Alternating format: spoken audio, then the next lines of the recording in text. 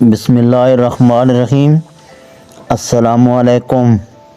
امید ہے تمام دوست خیریت سے ہوں گے۔ انشاءاللہ ہماری دعا ہے کہ آپ جہاں رہیں خوش رہیں۔ ایک بار حضور پاک صلی اللہ علیہ وآلہ وسلم پر درود پاک پڑھ لیں۔ الصلاۃ والسلام علیک یا سیدی یا رسول اللہ وعلی آلک واصحابک یا سیدی یا حبیب اللہ۔ الصلاۃ والسلام علیک یا سیدی یا نور اللہ۔ آج ہماری جو ویڈیو ہے اس کا موضوع ہے آغاز دعوت۔ حضور پاک صلی اللہ علیہ وآلہ وسلم نے جب پہلے اسلام کی دعوت دی تو کس طرح آغاز کیا۔ حضور پاک پر جو آیت اتری تھی سب سے پہلے ابتدائی وحی میں، اس میں ایک حرف تھا قم فانذر سے آپ پر انداز اور دعوت اللہ فرض ہو چکی تھی، مگر اعلان دعوت کا حکم نہ آیا تھا۔ اس لیے آپ نے پہلے خفیہ طور سے ان لوگوں کو دعوت اسلام دی جن میں آپ کو اعتماد تھا اور جو آپ کے حالات سے بخوبی واقف تھے۔ اس دعوت پر کئی مرد و زن ایمان لائے۔ چنانچہ مردوں میں سب سے پہلے جو آپ پر ایمان لائے وہ حضرت ابو بکر صدیق ہیں۔ لڑکوں میں سب سے پہلے ایمان لانے والے حضرت علی المرتضیٰ ہیں، اور عورتوں میں حضرت خدیجہ الکبریٰ، آزاد کی ہوئی غلاموں میں حضرت زید بن حارثہ اور غلاموں میں حضرت بلال ہیں۔ حضرت ابو بکر صدیق رضی اللہ تعالیٰ عنہ نے ایمان لاتے ہی دعوت اسلام شروع کر دی۔ عشرہ مبشرہ میں سے 5 یعنی حضرت عثمان غنی، سعد بن ابی وقاص، طلحہ بن عبید اللہ، عبد الرحمن بن عوف اور زبیر بن عبد العوام آپ ہی کی ترغیب سے مشرف با اسلام ہوئے۔ ان کے بعد حضرت سعید بن زید، ابو ذر غفاری، ارقم بن ابی ارقم، عبداللہ بن مسعود، عثمان بن مظعون، ابو عبیدہ بن جراح، عبیدہ بن حارث، حسین والد عمران بن حسین، عمار بن یاسر، خباب بن الارت، خالد بن سعید بن العاص اور صہیب رومی وغیرہ ہی ہم سابقین اولین کے زمرہ میں شامل ہوئے رضی اللہ تعالیٰ عنہم۔ اور عورتوں میں فاطمہ بنت خطاب، ہمشیرہ عمر فاروق، اسماء بنت ابی بکر، اسماء بنت سلامہ تمیمیہ، اسماء بنت عمیس خشیمہ، فاطمہ بنت الجلیل قرشیہ عامریہ کلیہ بنت یسار، رملہ بنت ابی عوف اور امینہ بنت خلف خزاعیہ سابقات الاسلام میں سے ہیں رضی اللہ تعالیٰ عنہما۔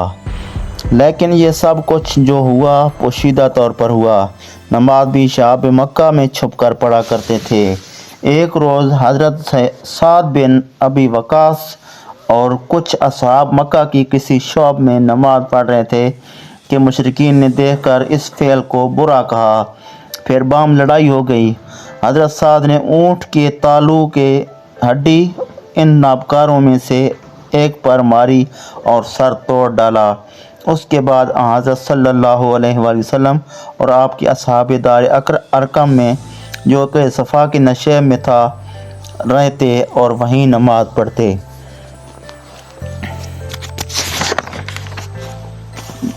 دعوت تبلیغی اعلان۔ خفیہ دعوت کو جب 3 سال ہو چکے تو اعلان کا حکم اس طرح آیا، پس تم کھول کر بیان کر دے جو تجھے حکم دیا جاتا ہے اور مشرکوں سے کنارہ کر۔ نیز حکم آیا اگلا، اور ڈرا اپنے نزدیک کے ناطے والوں کو۔ اس پر حضرت صلی اللہ علیہ وسلم نے کوہ صفا پر چڑھ کر قبیلہ قریش کے بطون کو یوں پکارا، یا نبی فہر یا بنی عدی، یہاں تک کہ وہ جمع ہو گئے۔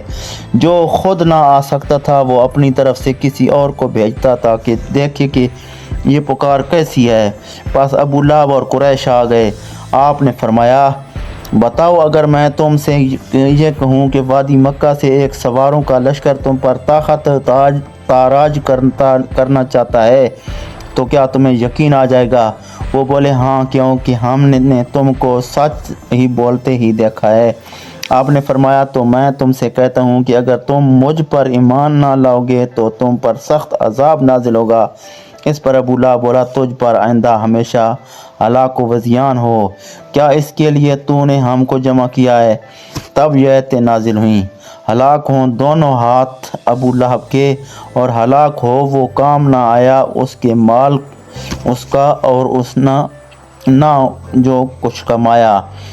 جب حضرت صلی اللہ علیہ وسلم نے اعلان دعوت کیا اور بت پرستی کی اعلامیہ مذمت شروع کی تو سرداران قریش، عتبہ، شیبہ، بصران ربیہ بن عبد الشمس، ابو سفیان، ابو جہل، ولید بن مغیرہ، عاص بن وائل سیمی اور اسود بن مطلب وغیرہ ابو طالب کے پاس آئے اور کہنے لگے کہ تیرا بھتیجا ہمارے معبودوں کو برا کہتا ہے اور ہمارے آباء و اجداد کو گمراہ بتاتا ہے اور ہمیں احمق ٹھہراتا ہے، تم اس کو منع کر دو یا بیچ میں سے ہٹ جاؤ، ہم اس سے سمجھا لیں گے۔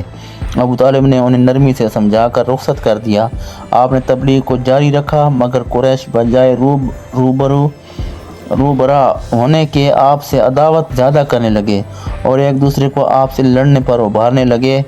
وہ دوبارہ ابو طالب کے پاس آئے اور کہنے لگے ابو طالب بے شک ہم میں تیری قدر منزلت ہے، ہم نے تم سے کہا تھا کہ اپنے بھتیجوں کو منع کر دو مگر تم نے ایسا نہیں کیا، خدا کی قسم ہم اپنے معبود اور آباء و اجداد کی توہین گوارا نہیں کر سکتے، تم اس کو روک دو ورنہ تم میدان میں آ جاؤ کہ ہم دونوں میں سے ایک کا فیصلہ ہو جائے گا۔